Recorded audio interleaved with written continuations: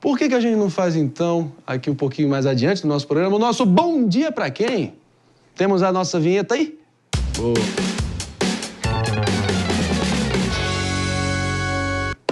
E o nosso Bom Dia de hoje vai para as pessoas maduras que entendem que, às vezes, relacionamentos chegam ao fim.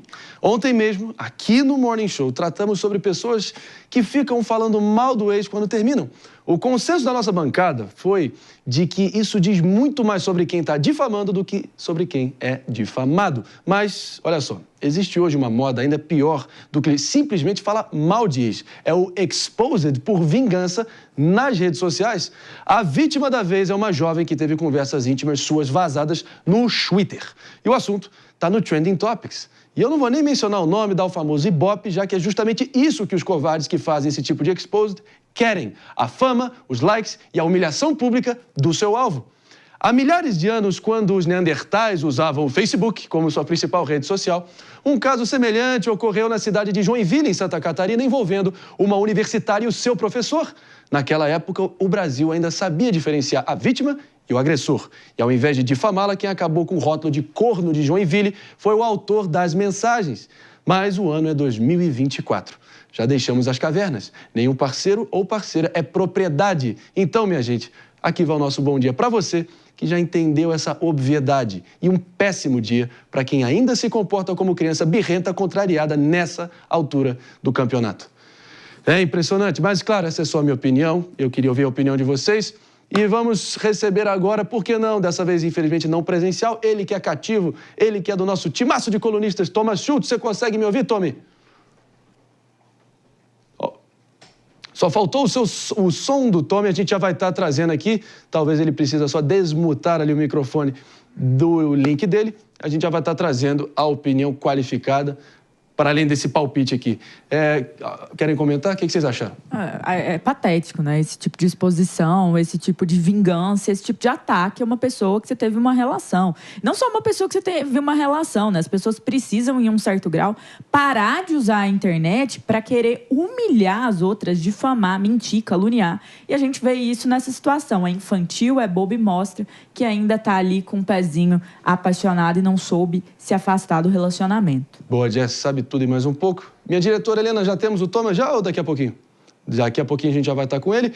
Pepe, quero muito ouvir sua opinião. Não, é um absurdo, Maria. Você vê que essa postura que muitas pessoas fazem, covarde, né, diz muito sobre a pessoa e diz muito sobre o momento que ele está passando de querer colocar tudo nas redes sociais.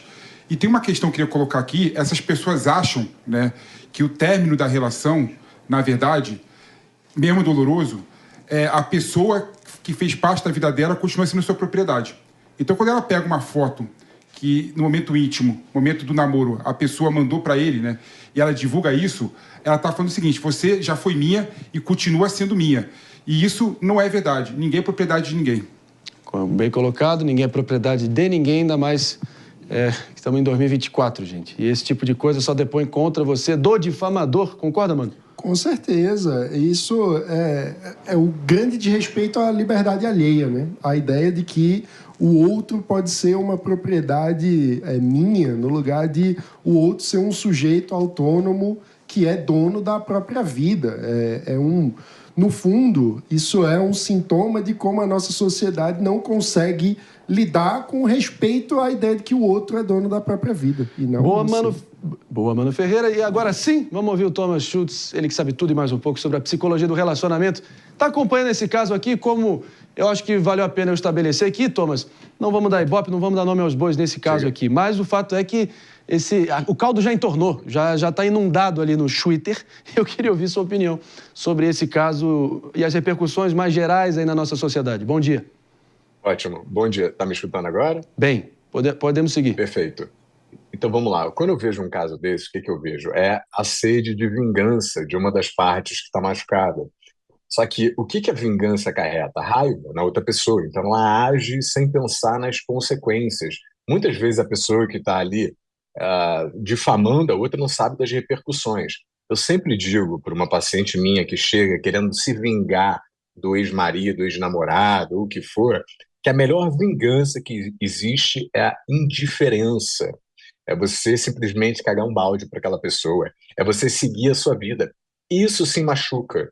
muito mais do que você expor a outra pessoa. Porque expondo a outra pessoa, o que você está fazendo? Você está dizendo para todo mundo que você está super machucado, que aquela pessoa te machucou. E aí você ainda fica com a imagem de que você é uma pessoa mais fraca ainda. É que nem aquelas mensagens patéticas de quem está sofrendo por amor começa a colocar ali no Instagram, nos stories, por exemplo, frases da Clarice Lispector, aquela sofrência. Aquilo dali é uma vergonha alheia, na minha opinião. Vergonha alheia. Mas eu quero ouvir você, Paulo, cidadão de bem que é. Que tendência... fundo do poço, nojenta, né? Nojenta. Covarde. Eu recebo muitos ataques nas redes sociais e falo, Avenida Francisco Matarazzo 841. Fala, vamos conversar pessoalmente. É muito melhor do que ficar aí se escondendo atrás. Mas é difícil demais esse tipo de situação. Tem casos também de pessoas que ficam mandando indiretinha nas redes sociais. Isso é a coisa mais ridícula do mundo. Significa que a pessoa que fez a indireta está sofrendo muito mais do que aquela que ela quer atingir. É ridículo. Se divulga conversa privada em rede social, não tem lei contra isso, mas... Exatamente. Mas a nível, no plano moral, ético? Eu acho que não é, né? Você tem que preservar a fonte e não expor as pessoas, né? Isso aí é uma violência gratuita às pessoas. Tem pessoas que se incomodam, eu não me incomodo. Eu falo para ir lá no meu escritório, mas tem muita gente que fica chateado. O PP, eu acho que o PP ele fica chateado com os ataques que recebe. Se eu estiver errado, você me corrija, por favor. Eu não tô nem aí. Jesus Cristo não agradou todo mundo? Quem sou eu, simples mortal, para agradar? Muito bem colocado, Palumbo. Quer comentar, Pepe? Não, só o que o Palumbo colocou, né? Eu fico incomodado com os ataques pessoais. As pessoas não conseguem, na verdade, rebater o conteúdo e respeitar o interlocutor. É um problema. Estou contigo. Agora, em relação ao assunto aqui, só para voltar para a questão que eu acho importante, né? Perguntando para o Thomas também, por favor. Claro. O Thomas ele foi bem preciso, né?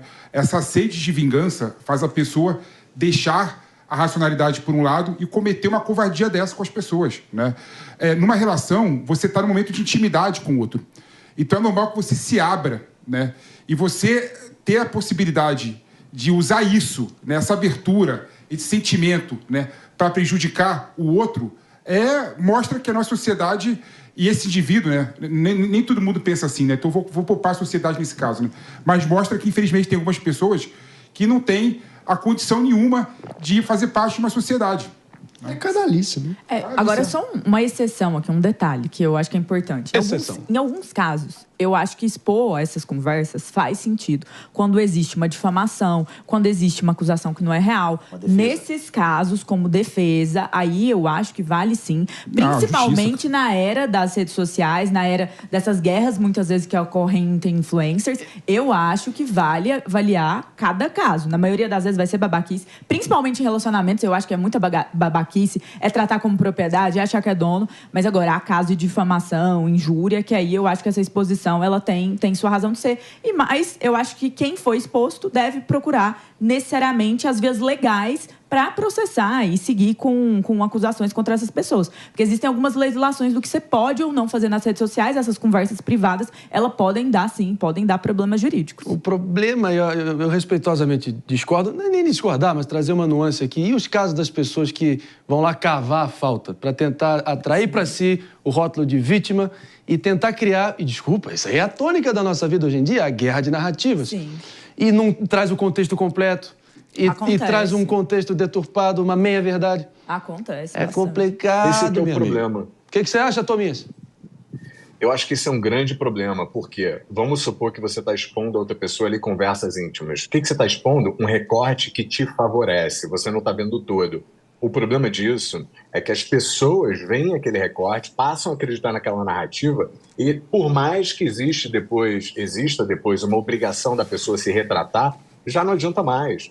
A gente vê casos, por exemplo, de difamação, onde a pessoa depois assume que ela estava mentindo sobre o ocorrido ou colocando só um recorte. O vídeo inicial teve milhões e o vídeo de retratação teve ali 5.000 visualizações. Então não adianta mais de nada. As pessoas querem acreditar, né, no boato, elas gostam de ver o circo pegar fogo. Então isso é um serviço enorme. Eu acho que isso é uma baixaria, na verdade, você fazer isso. Eu acredito que relacionamento que acontece dentro de casa fica dentro de casa. E a gente não deve expor isso para as outras pessoas. De novo, acredito que isso é um grito de desespero de uma pessoa que não soube lidar com as emoções daquele relacionamento e está tentando jogar para fora.